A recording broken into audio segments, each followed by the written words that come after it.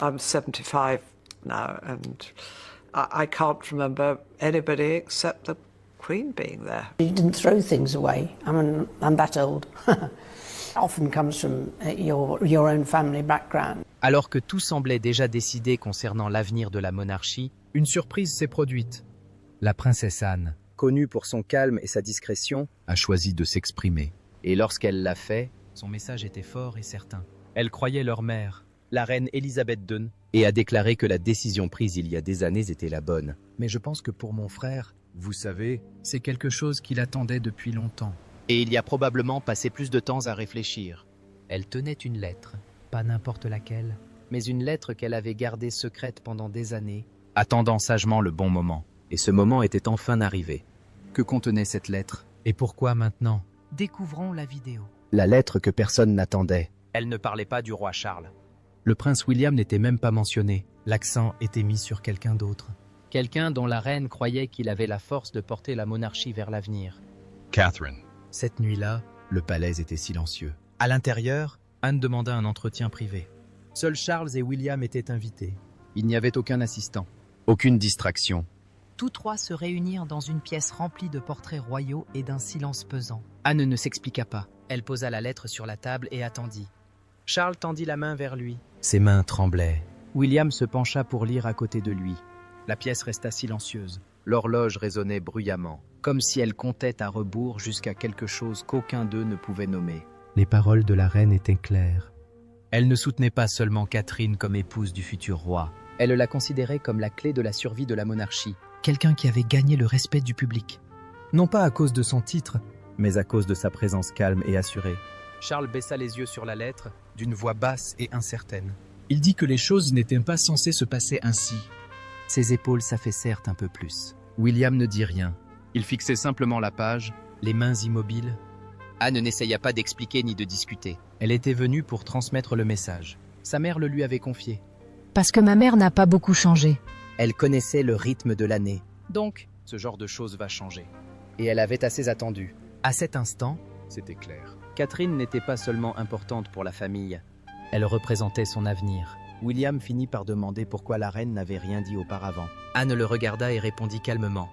Peut-être avait-elle attendu qu'il soit prêt à comprendre. Dans une autre partie du palais, Catherine était assise seule près de la fenêtre. Elle venait de coucher les enfants. Son thé était resté intact. Et quelque chose en elle était perturbé, sans qu'elle sache pourquoi. Elle n'avait jamais demandé d'attention. Elle n'a jamais recherché le pouvoir. Mais elle s'est toujours montrée présente, calme et constante. C'est ce que la reine avait constaté. C'est pourquoi elle l'avait choisie. Catherine avait toujours placé le devoir et la famille avant tout. Elle apportait un sentiment de calme dans le monde souvent tendu de la famille royale. Et c'est ce qui la rendait différente. Elle ne s'intégrait pas seulement à la monarchie. Elle lui donnait un sens. De retour dans la salle de réunion, la lettre resta sur la table comme un défi silencieux. Anne se leva. Elle n'attendit aucune réponse. Le courage nécessaire pour se lever et partir. Elle a simplement dit qu'il était temps. Le monde était différent maintenant. Le roi Charles a semblé perdre patience pendant un moment. Ils ont dû s'adapter. Sous peine d'être laissés pour compte. Personne n'a contesté. Mais personne ne célébrait non plus. Ce moment ne ressemblait pas à une victoire, mais plutôt à un changement. Le lendemain matin, Le ciel de Londres était gris. mais à l'intérieur du palais, quelque chose avait déjà changé. Une nouvelle réunion fut convoquée. Ce n'était ni public. Ni officielle, mais c'était important. Des membres de la famille royale et de proches conseillers étaient présents. Personne ne parlait beaucoup, mais chacun comprenait la raison de sa présence. La princesse Anne arrive à la première. Elle paraissait calme mais concentrée. Elle portait à nouveau la lettre, cette fois dans une simple chemise. Le roi Charles la suivait. Son expression était neutre. Mais ses yeux semblaient fatigués. Le prince William arriva le dernier, calme et sérieux. Anne n'attendit pas longtemps. Elle posa le dossier sur la table et parla distinctement. C'était la dernière volonté de la reine. Ils rouvrirent la lettre et la lurent lentement. Le nom de Catherine se démarquait, non pas comme partisane, mais comme dirigeante. La reine n'avait pas modifié l'ordre officiel. Mais son intention était claire. Catherine était plus qu'une partenaire pour un futur roi. Elle était destinée à diriger. Le silence retomba dans la salle. Certains étaient confus, d'autres en colère. Un changement royal s'opère. La nouvelle fit l'effet d'un choc au palais de Buckingham. La lettre privée de la reine, cachée pendant des années, refit enfin surface. Elle ne se limitait pas à l'ordre de succession habituel. Au lieu de cela, Il désigna Catherine princesse de Galles. Comme la clé de l'avenir de la monarchie. Les implications étaient claires et elles troublèrent le cœur même de la famille royale. Le roi Charles réagit le premier. Peinant à croire ce qu'il entendait. Il trouvait absurde que l'ordre de succession puisse être modifié de manière aussi radicale. Parlez-moi un peu de mon père et de l'importance que je donne à ce week-end. Service! Les premiers mots prononcés par mon père en entrant hier à l'abbaye de Westminster furent un vœu de service. Il s'est consacré au service des autres. Anne. Fermé. A clairement fait comprendre que leur mère n'était ni confuse ni dans l'erreur. Elle avait un plan et savait exactement ce qu'elle voulait. Je ne me souviens jamais du temps écoulé. Bien sûr. Mais non. J'ai été très honoré qu'on me propose de devenir colonel en chef du Royal Newfoundland Regiment. Car même si je ne connaissais pas tous les détails, Notamment ceux de Bermond et Hamel. j'en savais suffisamment sur l'histoire du régiment pour savoir qu'elle était extraordinaire en soi. La réponse du prince William fut plus discrète. Mais tout aussi puissante. Il demanda ce que cela signifiait pour lui. L'héritier qu'il préparait à devenir roi. La réponse d'Anne fut ferme, mais assurée.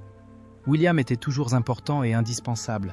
Mais pour que la monarchie survive, elle devait changer. Tel était le message de la reine.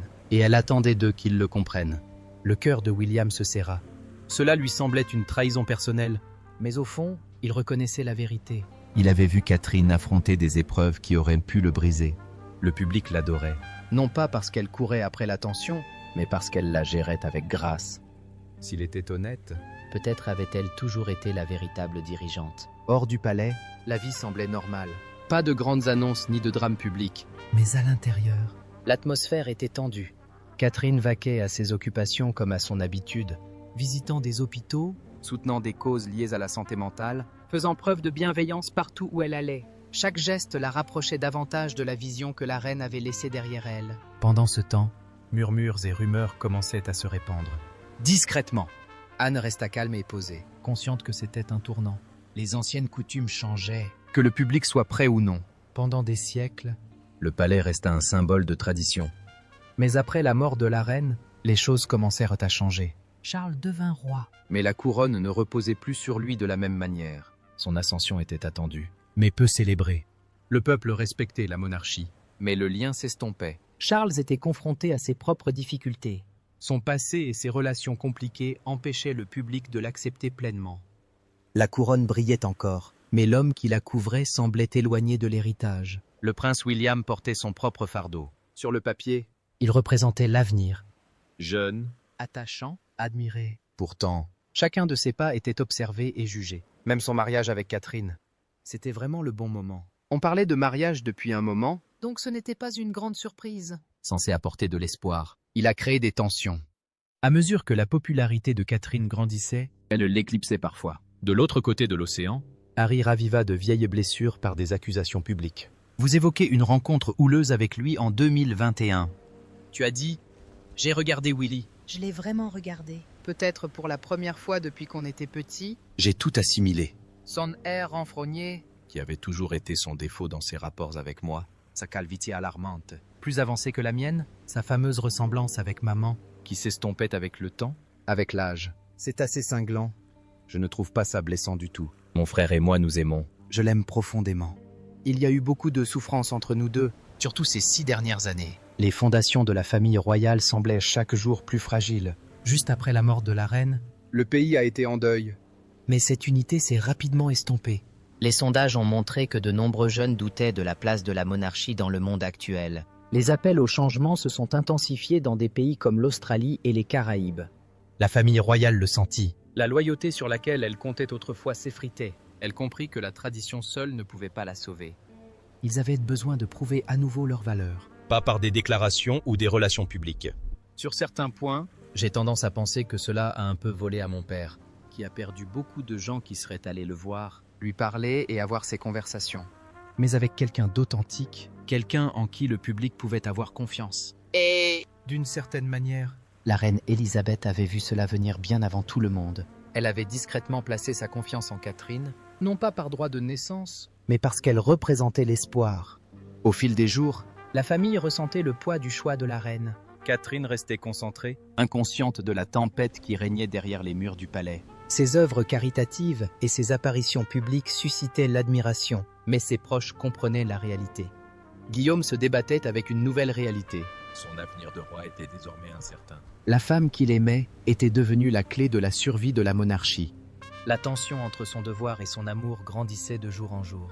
L'avenir de la monarchie ne dépendait plus des anciennes règles ni des lignées. Il s'agissait de changements. Et Catherine en était le centre.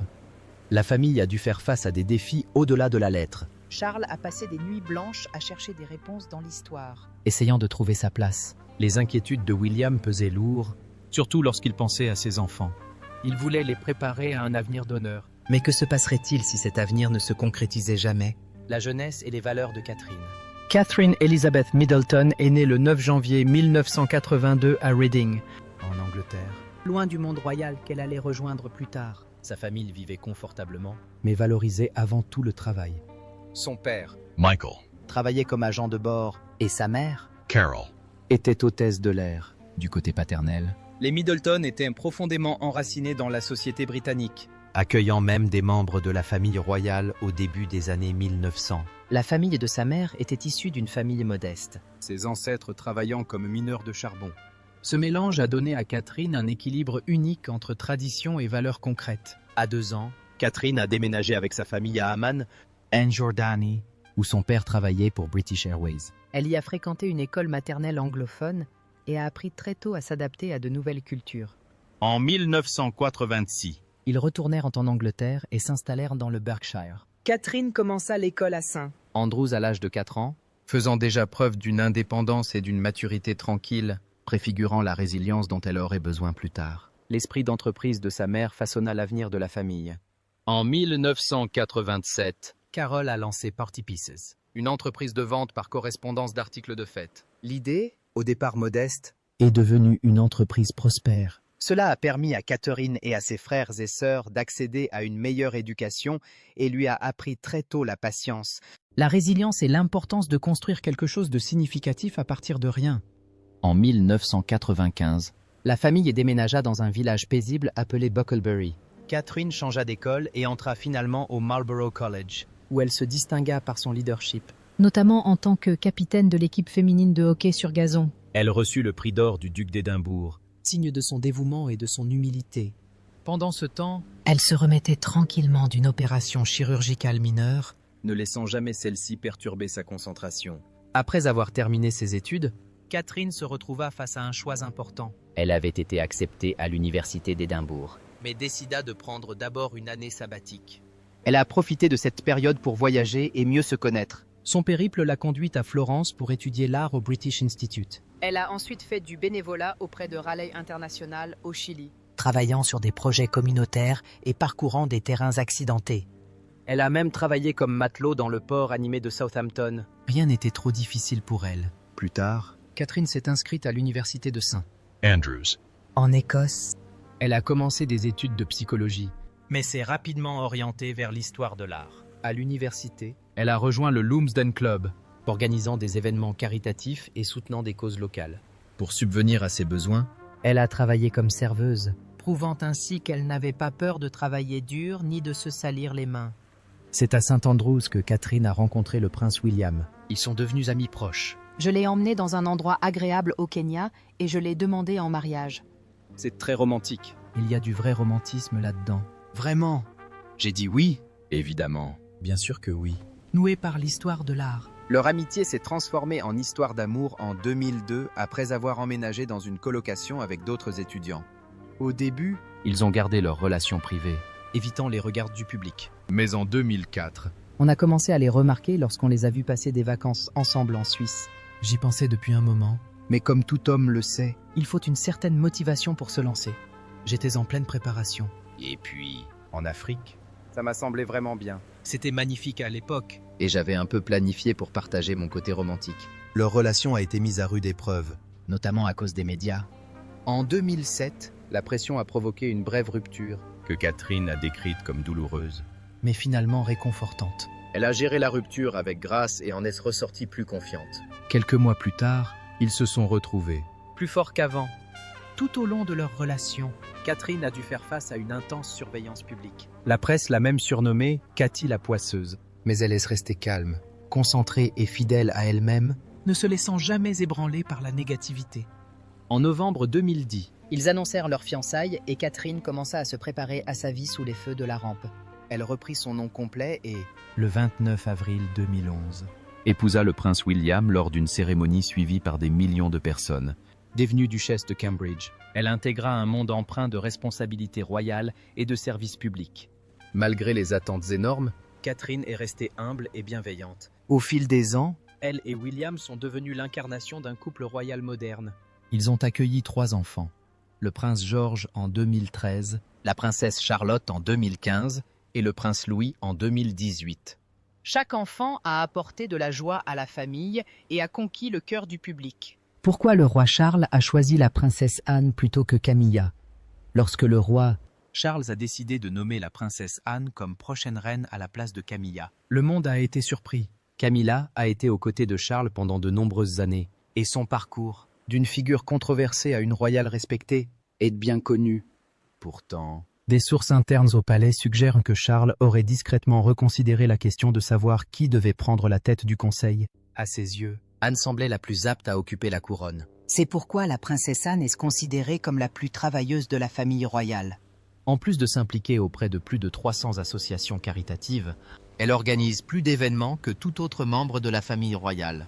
Anne est réputée pour son éthique de travail rigoureuse. Elle participe à d'innombrables événements royaux chaque année et soutient de nombreuses associations caritatives. Camilla apporte chaleur et charme. Mais le style pragmatique et direct d'Anne semble plus adapté au monde en constante évolution auquel la monarchie est confrontée aujourd'hui. Charles comprend sans doute que les gens recherchent un membre de la famille royale qui comprenne les difficultés du quotidien. Anne a toujours été cette personne. Elle travaille discrètement en coulisses. Ne recherche pas la vedette et se comporte avec fermeté et bon sens. Ces qualités pourraient bien être exactement ce dont la monarchie a besoin pour conserver son importance et sa pertinence. Choisir Anne plutôt que Camilla est plus qu'une simple décision. Cela rompt avec la tradition. Historiquement, le rôle de la reine consort était de soutenir le roi et d'intervenir en cas de besoin. En choisissant Anne, Charles manifeste sa volonté de changement. Cette décision audacieuse suggère que la monarchie privilégie désormais des Valeurs comme le devoir et la loyauté plutôt que la célébrité et la popularité. Nombreux sont ceux qui comparent les 2 femmes. Camilla est appréciée, mais le profond engagement d'Anne envers le service était peut-être ce que Charles appréciait le plus. Il la voit comme la présence constante dont la famille royale a besoin en ces temps difficiles. Une fois les premières réactions retombées, Le monde suivra de près l'évolution de ce choix pour déterminer l'avenir de la monarchie. La nouvelle du nouveau rôle de la princesse Anne s'est rapidement répandue en ligne, suscitant une vague d'enthousiasme et de discussion. On ne m'a pas permis. Sans doute à juste titre, d'aller jusqu'à cette étape de ma carrière. Cela aurait pu être bien plus compliqué que ça n'en valait la peine. Des hashtags comme Hush Queen Anne et Hush Crowning Moment sont devenus viraux, et les fans de la famille royale du monde entier ont rejoint la conversation. Ce fut pour beaucoup un moment partagé. Les fans ont salué Anne pour ses années de travail acharné, la qualifiant souvent de membre de la famille royale le plus travailleur. Un tweet populaire la présentait comme la reine. Et c'était plus que ça, car la façon dont les gens réagissaient et agissaient était vraiment touchante. Ils ne savaient pas qu'ils en avaient besoin. Mais qu'ils le méritaient, des mèmes ont suivi. montrant Anne dans ses vêtements pratiques habituels, avec des légendes telles que, enfin, une reine sérieuse. Ses partisans ont apprécié qu'elle se concentre sur l'accomplissement de ses tâches plutôt que sur des apparitions remarquées. Cependant, Tout le monde n'était pas convaincu. Certains se demandaient si Anne parvenait à toucher le public aussi bien que Camilla. Une publication virale se demandait si Anne avait assez de charme pour diriger publiquement, même si son travail en coulisses était impressionnant. Malgré les doutes, La plupart des réactions en ligne furent positives. l'accession de la princesse Anne à la couronne ne se résume pas à une nouvelle dirigeante. Cela marque un changement majeur dans la perception de la monarchie. pendant des années, La famille royale britannique a été liée à une vision romantique de la royauté, une longue histoire. des événements marquants et des apparitions grandioses. L'ascension d'Anne montre que la monarchie évolue vers quelque chose de plus authentique et de plus accessible. Le regard porté sur la royauté évolue avec Anne sous les projecteurs. Elle est connue pour sa force et sa fiabilité. Et pour toujours donner le meilleur d'elle-même. Son côté pratique contraste avec le glamour habituel. À la mort de la reine, la princesse Anne, âgée de 72 ans, A accompagné sa mère jusqu'à la fin. sa force vient de son éthique de travail. Alors que d'autres membres de la famille royale font souvent la une des journaux pour leur style et leur charme, Anne représente la couronne sans pour autant avoir besoin de gloire. Ce choix témoigne de la volonté du roi Charles d'une monarchie qui reflète des valeurs modernes, privilégiant la responsabilité plutôt que la tradition. C'est une nouvelle façon d'envisager le leadership au sein de la famille royale. Autrefois, les couronnes revenaient aux héritiers les plus populaires ou les plus charmants. Le parcours d'Anne est différent. Il s'agit de donner du sens à son rôle. Cela montre que la monarchie est prête à s'adapter, valorisant le travail acharné et l'engagement plutôt que les applaudissements publics. Ce changement affecte également les autres membres de la famille. Il ne s'agit plus seulement de charme royal.